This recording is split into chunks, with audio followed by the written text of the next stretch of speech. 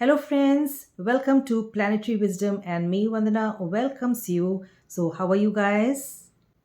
आप सबको पता है कि मैं आपको प्लैनेट्स के बारे में जानकारी देती हूँ और देती रहूँगी and I know you are anxiously waiting to see what I have to tell you today. तो आप जिगर थाम के रखिए क्योंकि मैं आपको आज बहुत ही इम्पॉर्टेंट जानकारी देने वाली हूँ। तो जिस विषय के बारे में मैं बात करूँगी वो भी मैं आपको बताती हूँ, लेकिन आप मेरे वीडियो को बिगनिंग से लेके एंड तक ज़रूर देखिएगा क्योंकि इन बिटवीन मैं आपको कोई टिप ऑफ द डे देने वाली हूँ और वो टिप बहुत ही ज़्यादा इम्पॉर्टेंट है। Before we go on to the topic that I have prepared for you, let me tell you about the planets from Surya to Ketu. Surya matlab I am fame. Chandra matlab I am emotions. Budh matlab I am intelligence. Guru matlab I am wisdom. Mars I am action. Shani I am patience. Shukra I am love. Rahu I am sudden. And Ketu I am detached. अगर हम इन planets के बारे में जानकारी ले लेते हैं तो हमें बिल्कुल भी चार्ट रीड करना डिफ़िकल्ट नहीं लगेगा। तो चलिए आज मैं आपको बताने वाली हूँ। बहुत से लोग घबराते हैं जब उनके प्लैनेट्स 6, 8 या 12 भाव में होते हैं and they are very scared कि हमारे प्लैनेट्स इन हाउसेस में बैठ गए और हमें रिज़ल्ट बहुत ही ख़राब मिलने वाला है। लेकिन मैं आपको बता दूँ कि वैदिक एस्ट्रोलॉजी में इन हाउसेस को बिल्कुल भी बुरा नहीं मानते।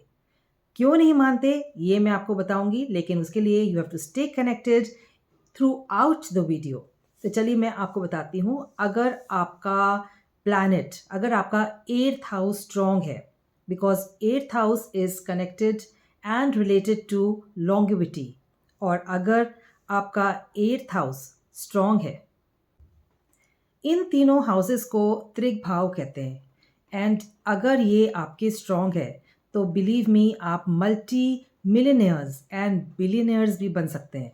जितने भी साइंटिस्ट हैं, एस्ट्रोलॉजर्स हैं, रिसर्चर्स हैं, उनके एट्थ हाउस बहुत ही ज़्यादा स्ट्रॉन्ग होता है, तभी they are capable of doing all the important things that they are famous for. Eighth house का कनेक्शन लॉन्ग लाइफ से होता है। उसके बाद अगर आप किसी स्टडी को डीपली स्टडी करते हो तो आप ग्रेट रिसर्चर बन सकते हो, ग्रेट एस्ट्रोलॉजर बन सकते हो। And because my eighth house is strong, so I am telling you about astrology. मैंने एस्ट्रोलॉजी को स्टडी किया और उसके बारे में जानकारी मैं आपको इसीलिए बता पा रही हूँ। एंड इवन आपका जो इंट्यूटिव पावर होता है वो बहुत ही ज़्यादा स्ट्रॉन्ग होता है। साथ में आपको इनहेरिटेंस भी मिलती है, यानी आपका अगर एट्थ हाउस स्ट्रॉन्ग है, आपको आपके पेरेंट्स से लैंड इनहेरिट होगा या आपको फाइनेंशियल गेन्स भी बिकॉज ऑफ एट्थ हाउस आपको मिलेंगे। ट्वेल्थ हाउस, अगर आपका ट्वेल्थ हाउस स्ट्रॉन्ग है तो वो क्या आपको बताएगा? वो आपको बताएगा कि आप डीप स्टडी करेंगे एंड वो भी इन साइंस में भी कर सकते हो, यानी मेडिकल सब्जेक्ट में आप कर सकते हो। Sixth house is related to competitive exams. अगर आपका सिक्स्थ हाउस स्ट्रॉन्ग है तो आप जो हो कॉम्पिटिटिव एग्जाम्स को आसानी से क्लियर कर सकते हो। तो आपको बीच में एक टिप देने वाली हूँ।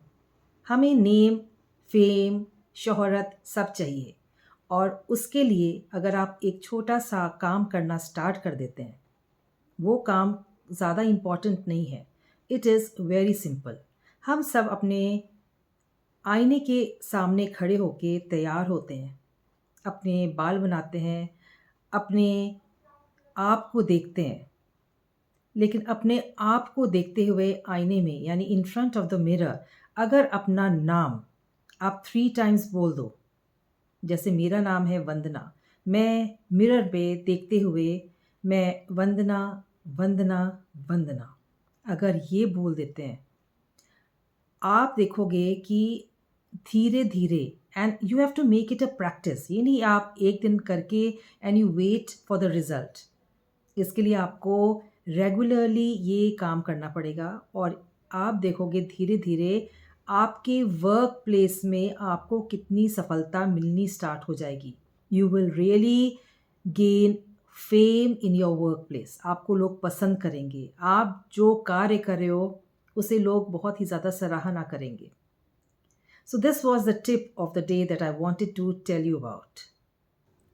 आज मैंने आपको जानकारी दी है 6, 8 एंड 12 हाउसेस को, जिनको त्रिक भाव कहते हैं। एंड अगर ये वीक होता है तो इसके नेगेटिव इफ़ेक्ट्स भी होते हैं। एंड आपने कैसे देखना है कि आपका 6, 8 एंड 12 हाउस वीक है। आप अपनी डेट ऑफ बर्थ मुझे भेज दीजिए और मैं उसको चेक करके बताऊंगी कि आपको कैसे रिजल्ट मिलेंगे।